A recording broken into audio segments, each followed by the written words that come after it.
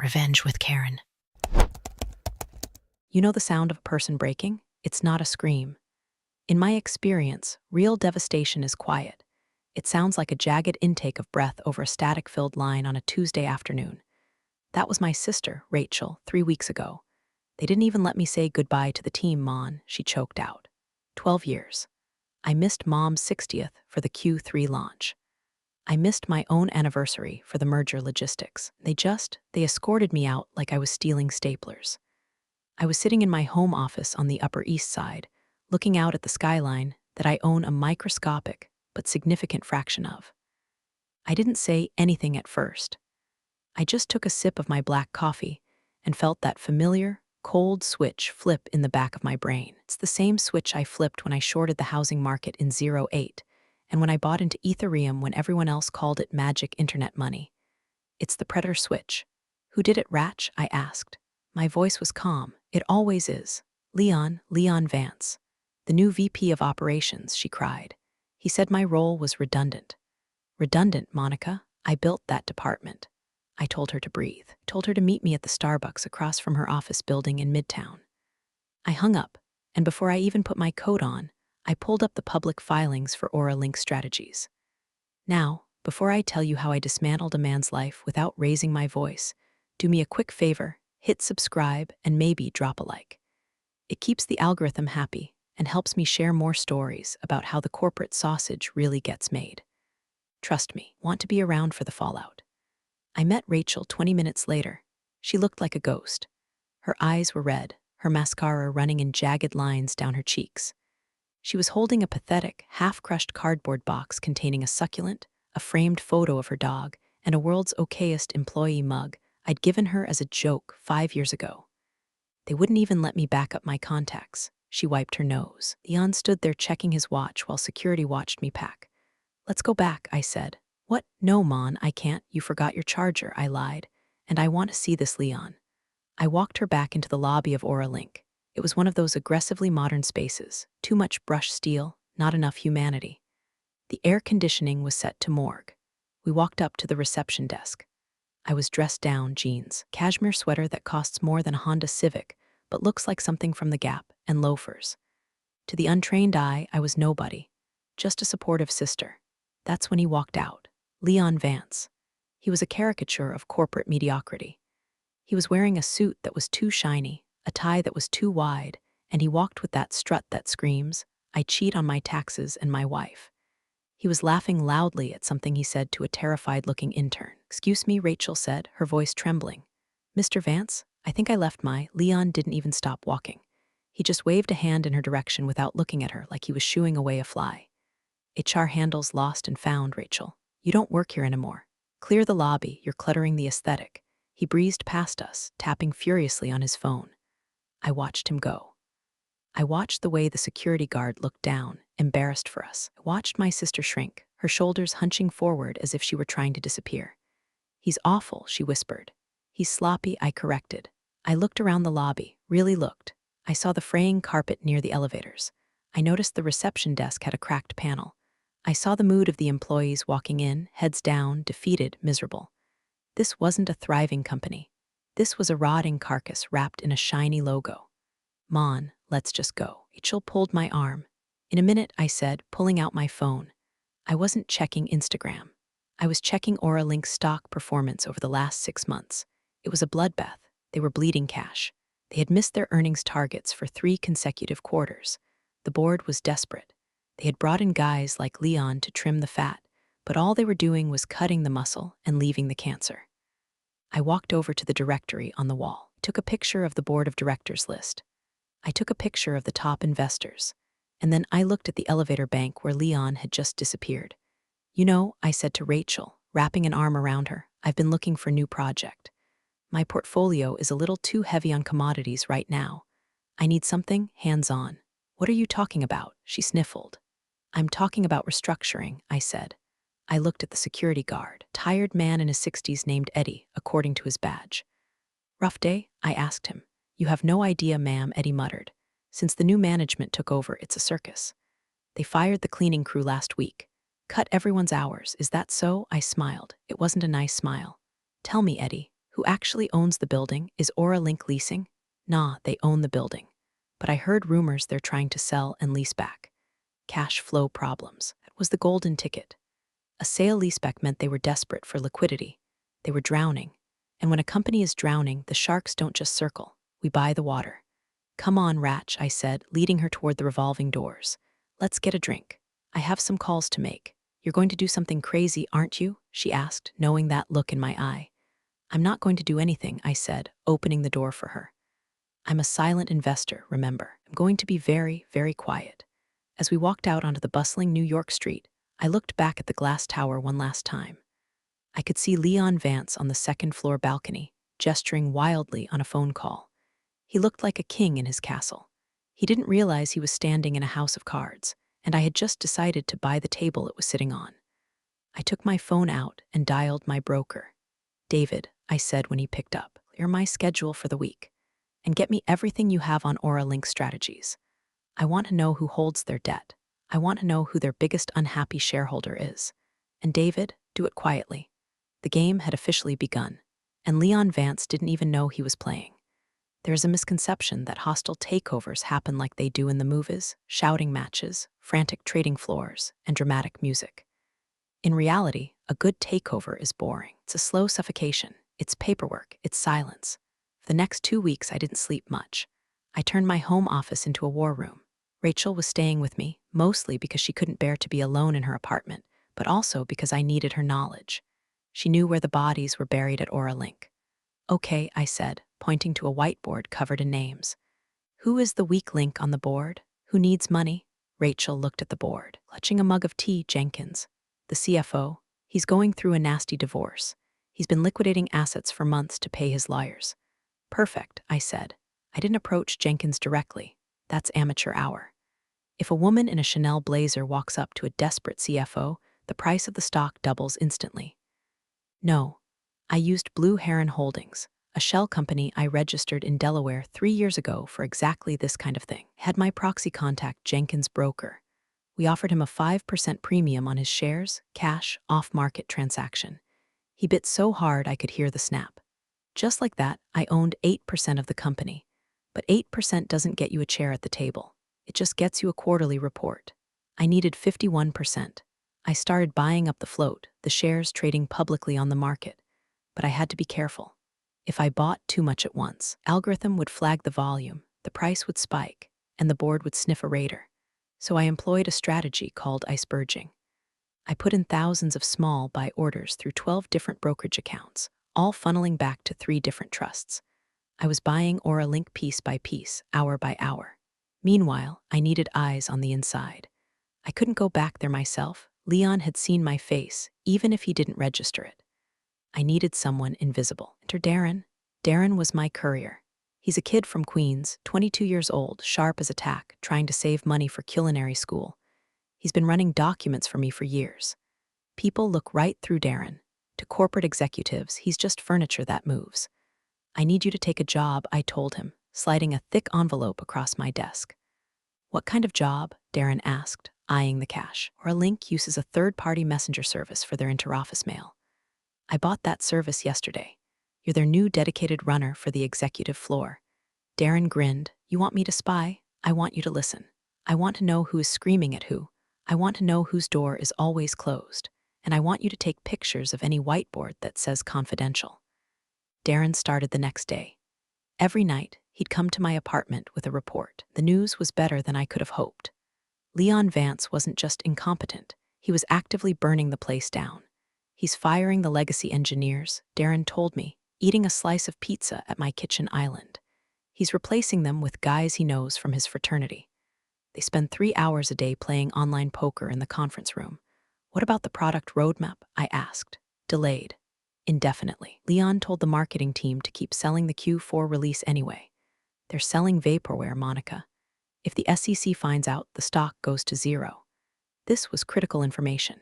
It meant the stock price was artificially inflated by lies. It also meant I had leverage.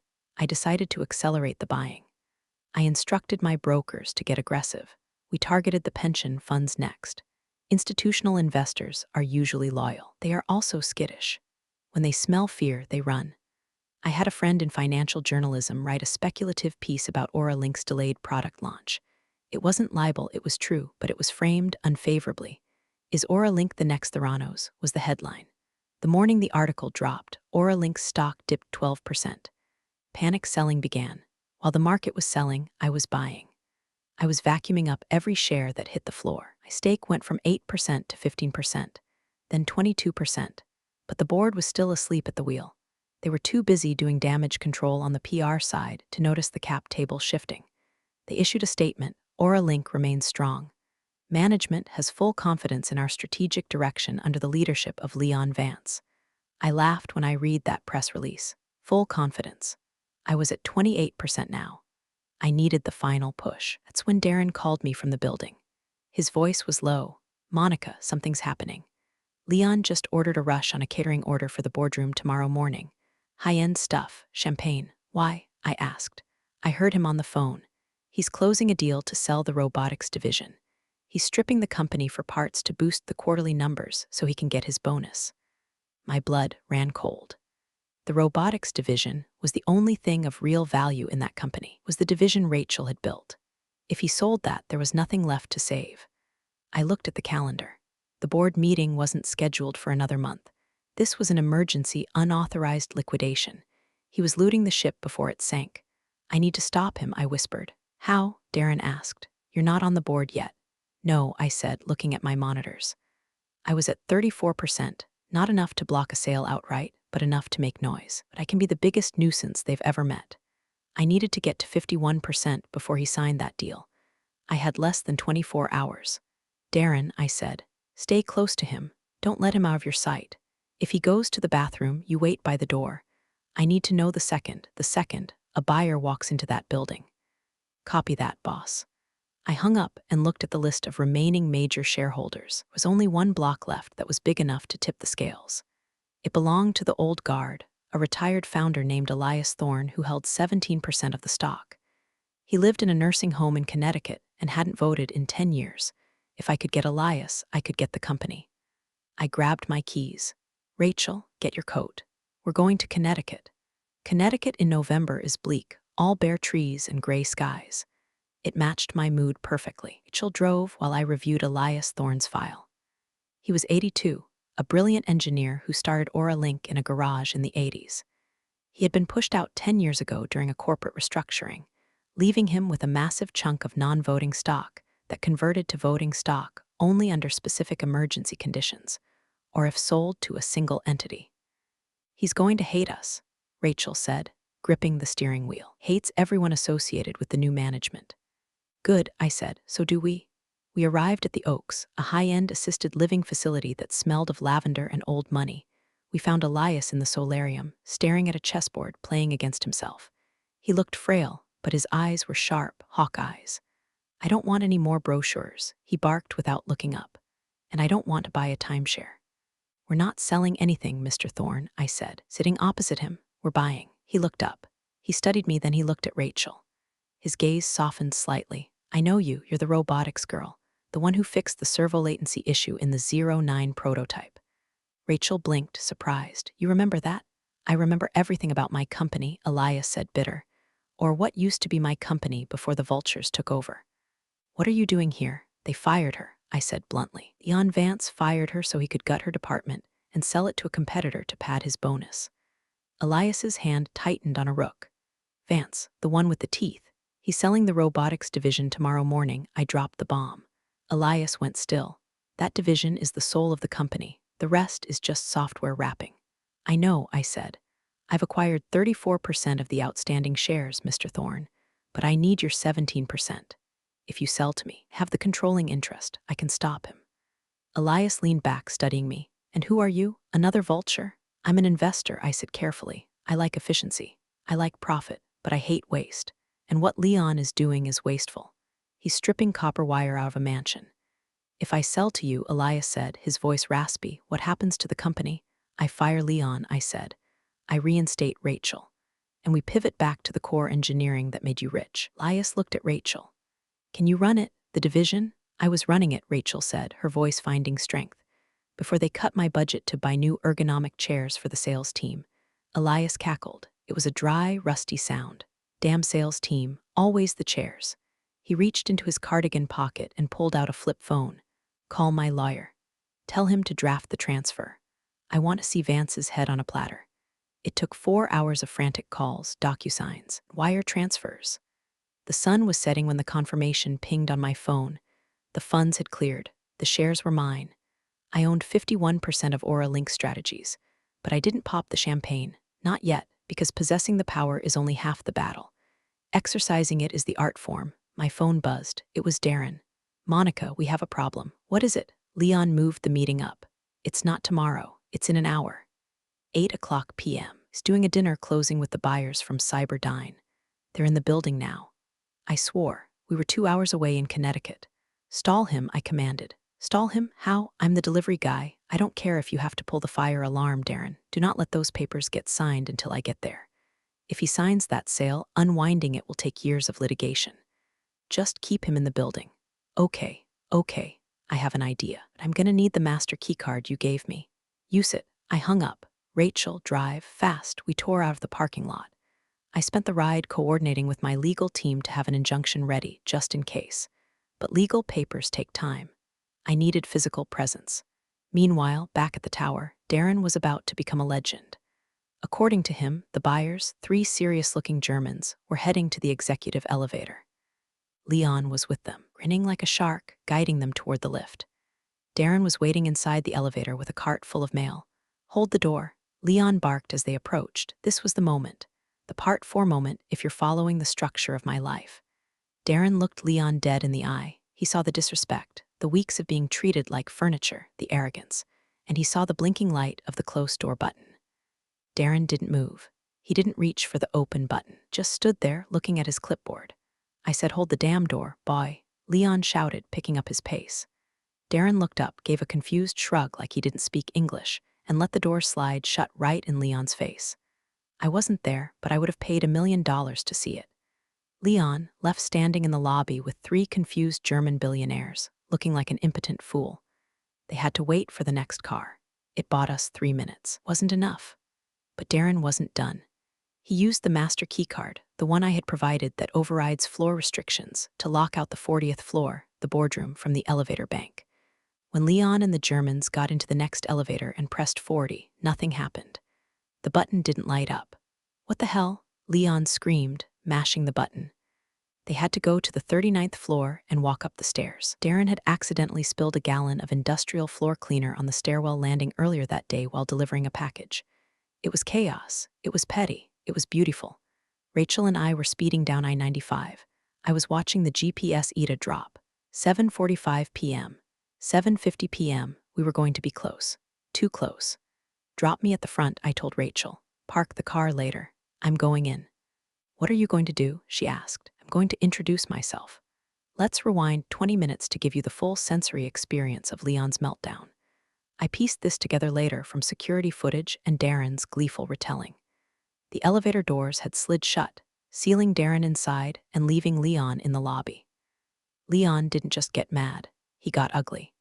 He turned to the German investors, representatives from a massive industrial conglomerate, and tried to laugh it off. Help is so hard to find these days, Leon chuckled, adjusting his cuffs. Incompetence is a plague. That's why we're automating, right? The Germans didn't laugh. They checked their watches. They were precision people. Delay was an insult. When the second elevator finally arrived, Leon practically shoved them inside. He slammed the button for the 40th floor. Nothing. He pressed it again. Harder. The light refused to blink. System error, Leon muttered, sweat starting to bead on his forehead. Building management is upgrading the firmware. He pressed 39, it lit up. We'll take the scenic route, he announced. A quick walk up 1 flight. Good for the circulation. They exited on 39. This floor was mostly empty cubicles, the ghostly remains of the department Rachel used to run. It was dark. Leon fumbled for the light switch. Then they hit the stairwell. Darren hadn't just spilled cleaner. It created a slip-and-slide hazard of biblical proportions. And he had placed a wet floor sign directly behind the door where it couldn't be seen until you were already falling over it. Leon opened the door, gestured for the guests to precede him. He's a sycophant, remember? And the lead German investor took 1 step, slipped, and grabbed the railing with a shout. He didn't fall. but his $5,000 Italian shoe was now covered in blue industrial sludge. Chase, the investor yelled. Leon turned purple. Janitorial, where's the janitor? He screamed into the echoing stairwell. Up on the 40th floor, Darren was casually leaning against the boardroom door, texting me updates. Target is delayed. Target is angry. Target is climbing the stairs. You have 10 minutes. I was sprinting from the car before Rachel had even fully stopped at the curb. I burst into the lobby. Eddie, the security guard, stood up, startled. Ma'am. Can't, Eddie, I said, not breaking stride. I slapped a plastic card onto his desk. It wasn't an ID. It was a printout of the wire transfer confirmation from an hour ago. I own the building, or I own the company that owns the building. Call the 40th floor. Tell them the majority shareholder is incoming. Eddie looked at the paper. He looked at the zeros. He looked at me. A slow grin spread across his face. Elevator B is waiting for you, Miss Monica. I got into the elevator, the same one Leon had been locked out of. I inserted my key, the real owner's key, and pressed 40. The ride was smooth, silent. I checked my reflection in the polished steel doors. My hair was windblown. My cheeks were flushed. I looked alive. The doors opened on the 40th floor. I could hear shouting coming from the boardroom down the hall. Unacceptable conditions. We are discussing a multi-million-dollar acquisition, and we are navigating an obstacle course. That was the German. It's a minor oversight. Please sit. The champagne is chilled. Let's look at the IP portfolio. That was Leon, desperate. I walked down the hallway. The carpet swallowed the sound of my heels. I saw Darren standing by the water cooler. He gave me a tiny, imperceptible nod. He looked terrified but exhilarated. I stopped just outside the boardroom's glass doors. I could see them. Leon was spreading papers out on the mahogany table. The three Germans were standing, looking skeptical, wiping their shoes with napkins. Just sign here, Leon was saying, thrusting a pen at them. And the robotics patents are yours. The price is a steal. It was a steal. He was selling them for pennies on the dollar to close the deal fast. I pushed the doors open. They didn't slam. They swished open with a heavy, expensive pneumatic hiss. I'm afraid, I said, my voice carrying clearly through the room, that the pen won't be necessary. Leon whipped around. His face went from red to white when he saw me. He didn't recognize me as the owner. He recognized me as the woman from the lobby, the sister of the fired employee. You? He scoffed, his arrogance rushing back in to cover his fear. How did you get up here? Security. This is a restricted meeting. He turned to the Germans. Gentlemen, nor this. This is just a disgruntled relative of a former employee. She's trespassing. He marched toward me, pointing a finger at my chest. Get out, now, or I will have you arrested. I didn't blink. I didn't step back. I looked at his finger, then at his face. Touch me, Leon, I said softly, and you'll lose more than your job. My job? He laughed, a bark of a laugh. I run this company, lady. You're nobody. You're trash. He looked past me and saw Darren in the hallway. You? He screamed at Darren. You're fired. Get your ass out of here, both of you, trash. The Germans looked uncomfortable. They started packing up their briefcases. Mr. Vance, the lead investor, said, this environment is unstable. We will reschedule. No need to reschedule. Leon panicked, grabbing the German's arm. She's leaving right now. I'm not leaving, I said. I walked past Leon and placed my bag on the head of the table, his seat. Excuse me, Leon sputtered. I pulled out a single folder. Inside was the notarized transfer of stock from Elias Thorne, combined with my existing holdings. Gentlemen, I said to the Germans, switching to flawless business German, I spent 2 years in Frankfurt in my 20s. Das Treffen ist beendet. Das Angebot ist zurückgezogen. The meeting is over. The offer is withdrawn. The Germans stopped. They looked at me with new interest. Who are you? The lead investor asked. Jan stormed up to the table. She is security risk. She is. I am Monica Vance, I said. Wait, no, my last name isn't Vance, that's him. Adrenaline does funny things. I am Monica Geller. No, that's friends. I am Monica Hall, I said. And as of 6:00 p.m. this evening, I am the owner of 51% of Aura Link Strategies. The room went dead silent. The only sound was the hum of the air conditioning and the blood rushing in Leon's ears. Leon stared at me. His mouth opened and closed like a fish on a dock. That's a lie, he whispered. Then louder for the room. That's a lie, she's crazy, she's a stalker. He lunged for the phone on the conference table. Get me legal, get me the chairman, get me security. I stood there, perfectly still. Go ahead, Leon, call the chairman, ask him about the transfer of the Thorne block. He froze with the handset in midair. Thorne? Elias Thorne is vegetable. He doesn't sell. He sells to people who don't call him a vegetable, I corrected. The German investors were watching this like it was a spectator sport. They had sat back down. They smelled blood, and in high finance, blood is interesting. You can't just buy a company like this, Leon stammered. There are protocols, SEC filings, all filed, I said. My lawyers are very efficient, unlike your operations department. I slid the folder across the table toward the Germans. Can verify the CUSIP numbers on the shares. It's all there. The lead German, a man named Herr Muller, put on his reading glasses. He opened the folder. He scanned the document. He looked at the signature at the bottom. He looked at the timestamp. He looked up at Leon. It appears to be legitimate, Mr. Vance. She holds the majority. Leon snatched the folder from Muller's hands. He tore through the pages. No, this is fraud. This is a forgery. It's over, Leon, I said. My voice wasn't loud. It was just final. The robotics division is not for sale. The assets are frozen pending a full audit of your tenure. Leon threw the folder on the floor. You bitch. You think you can walk in here and dictate terms to me? I am the VP of Operations. I have a contract. I've read your contract, I said. Clause 14, Section B, termination for cause, gross negligence, fiduciary irresponsibility. And I glanced at Darren, who was still standing by the door. Workplace harassment. Harassment? Leon laughed hysterically. Who did I harass? The delivery boy? He's a nobody. He's my proxy, I said. Darren straightened up. He took off his baseball cap. He walked into the room and stood next to me. Hi, Leon, Darren said. By the way, that elevator isn't broken. I just locked you out. Leon looked from Darren to me. The realization hit him like a physical blow. The paranoia, suspicion he must have felt deep down that the universe was conspiring against him. It was all true. You set me up, he hissed. I exposed you, I countered. There's a difference. I turned to the Germans.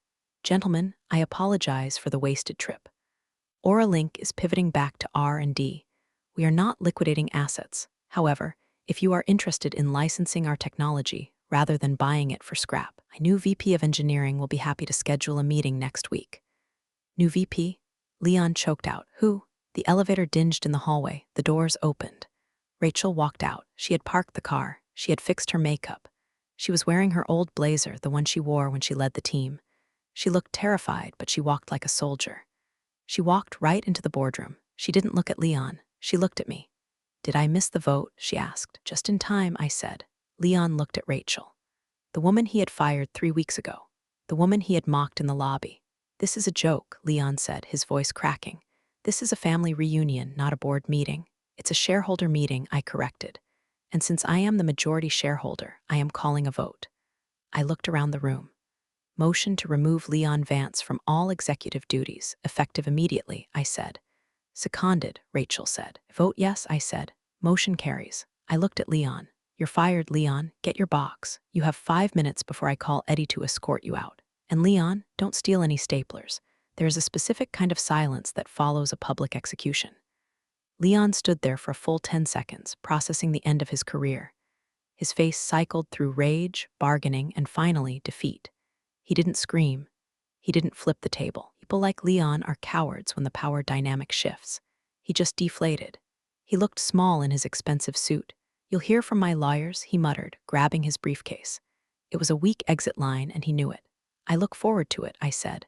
I'm sure they'll want to discuss the expense account fraud we uncovered during due diligence. Those client dinners in Vegas. The audit team is going to love those. Leon blanched. He turned and walked out of the boardroom. Watched him go. Darren, Rachel, and I. The 3 Germans watched too, looking mildly amused. He is leaving? Herr Muller asked. He is leaving, I confirmed. Gut, Muller said. He was very loud. I sent Darren to follow him, just to make sure. I wanted the report. Darren told me later that Leon walked back to his office, threw a few things in a bag, and then tried to log into his computer to wipe it. I had already had my IT guys remotely lock his credentials 5 minutes ago. Access denied. He stormed out to the elevator bank. He pressed the button.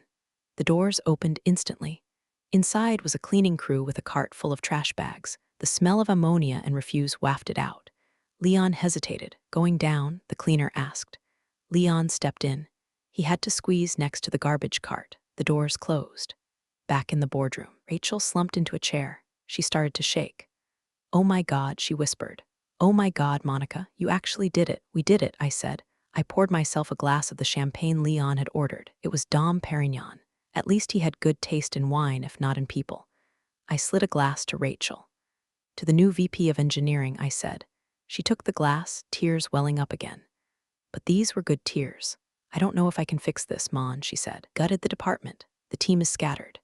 Then we hire them back, I said. We offer them raises. We give them equity. We rebuild. Darren walked back in, grinning. He's gone. Eddie escorted him out the front door. He tried to call an Uber, but it was surging, so he's standing in the rain. Perfect, I said. I looked at Darren. And for you, my friend, how does Director of Internal Logistics sound? Darren's jaw dropped. Does that mean I don't have to wear the uniform? Means you can wear whatever you want. And you get an office. Preferably one with a view of the elevator so you can make sure nobody holds the door for the wrong people. The Germans cleared their throats.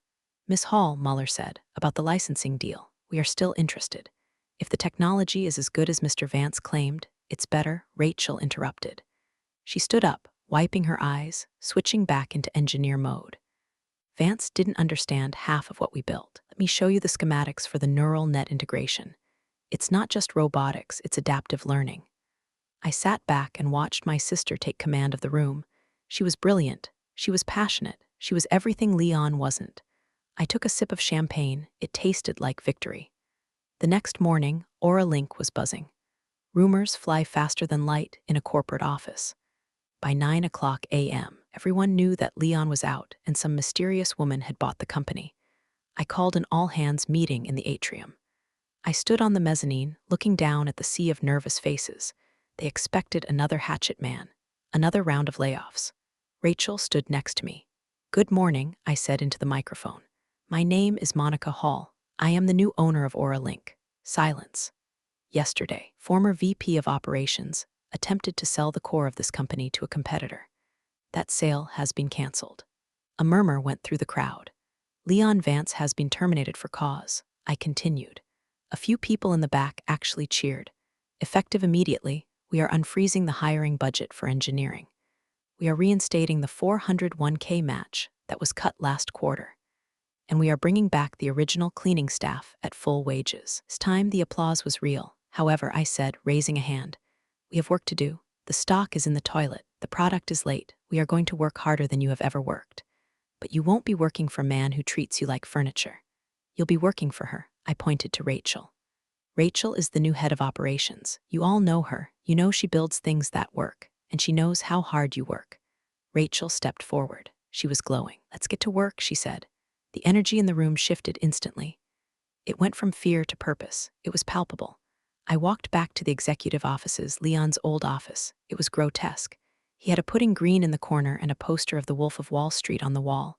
Burn it, I told Darren, who was following me with a clipboard. Burn all of it, and get me a desk. A normal desk. None of this mahogany ego trip garbage. On it, Darren said. I sat on the windowsill, looking out at the city. My phone buzzed.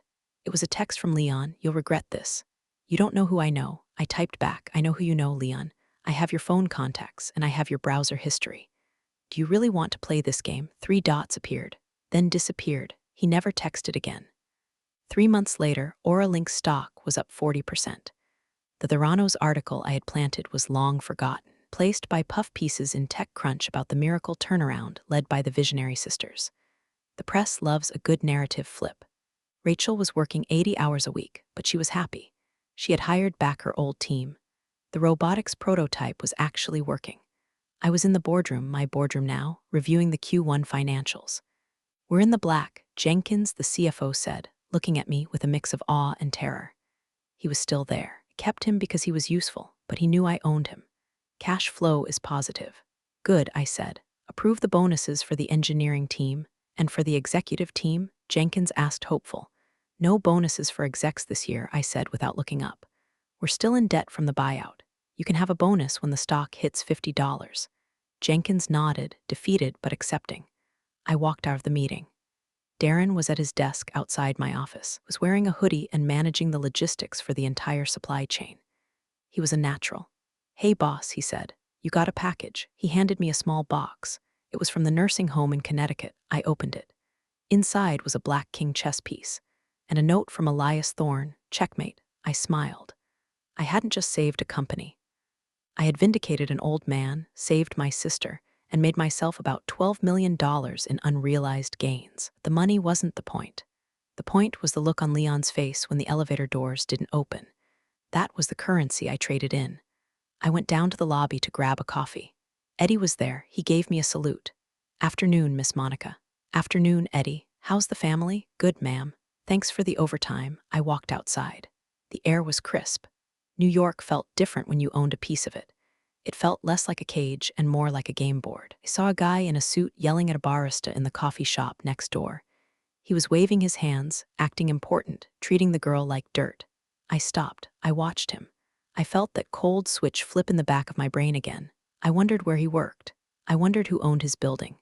Rachel texted me, "Dinner tonight? We're celebrating the beta launch." I texted back, "Can't, have to look into something." I took a picture of the shouting man. I sent it to Darren. "Find out who this is. The game never really ends." "So, where's Leon Vance now?" "Last I heard, he's consulting," which is code for unemployed and posting motivational quotes on LinkedIn. He lists himself as a turnaround specialist. I made sure to endorse him on LinkedIn for fiction writing and office politics. Rachel is the CEO of Aura Link now. I stepped back to chairman of the board. I don't like the day-to-day. I like the hunt. Released the new robotics line last week. It's revolutionizing warehouse logistics. The irony is that the main client is the German conglomerate Leon tried to sell us to. They're paying full price now. People ask me if I feel bad about the deception, the shell companies, the ruthlessness. I tell them this: the corporate world is a jungle. There are lions and there are gazelles. Leon thought he was a lion because he roared loud, but he was just a hyena. Scavenging, not a lion. I'm the climate. I don't roar. I just change the temperature until you can't survive. If there's a lesson here, it's this: be nice to the delivery guy. Be nice to the receptionist. Be nice to the quiet sister in the lobby, because you never know who is holding the keys to the elevator. And if you're ever in a boardroom and the door opens to reveal a woman in a Chanel blazer holding a folder you didn't authorize, well, just remember to take the stairs. It's healthier. That's my story. If you enjoyed watching a mediocre man get dismantled by competent women, upvote this post. And if you have a story about a boss like Leon, drop it in the comments. I'm always looking for new investment opportunities. Stay sharp and hold the door. Monica. Has a funny way of teaching lessons at the office water cooler. Today's story just reminded us that patience usually outlasts arrogance. Thanks for staying with me out. I'll see you in the next one.